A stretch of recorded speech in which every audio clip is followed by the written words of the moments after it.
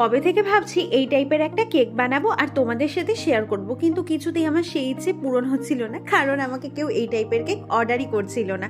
যদিও একটা অর্ডার এসেছিল, তবে সেটার না ভিডিও করেছি আর না ফটো তুলে রেখেছি যে তোমাদের সাথে শেয়ার করব।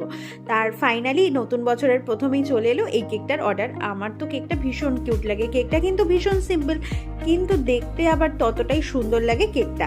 তার কারণ হচ্ছে ফটো কাট আউটের জন্য। আর কালকে ইউটিউব শর্টস ঘাঁটতে ঘাঁটতে জানো তো চোখে পড়লো একটা টিপস, যেটা হচ্ছে ফটো কাট আউটের নিচে তোমরা যদি সেলোটেপ বা ক্লিন র্যাপ টাইপের কিছু লাগিয়ে তারপরে বসাও কেকের ওপরে, তাহলে ফটো পেপারটা ভিজে যাবে না বা কেকের ময়েশ্চারটা টেনে নেবে না। দেখতে কিন্তু এটা ভীষণই ভালো লাগে, আর এই টিপসটা কিন্তু ভীষণই কার্যকর। মানে তোমরা যারা কেক বানাও, তোমরা যদি কেউ ফলো করে না থাকো অবশ্যই ফলো করতে পারো, তোমাদেরও হেল্প হবে। কেকটা কেমন হয়েছে সেটা তো অবশ্যই কমেন্ট করে জানিও। আর আজকের মতো টাটা, সবাইকে হরে কৃষ্ণ, হর হর মহাদেব।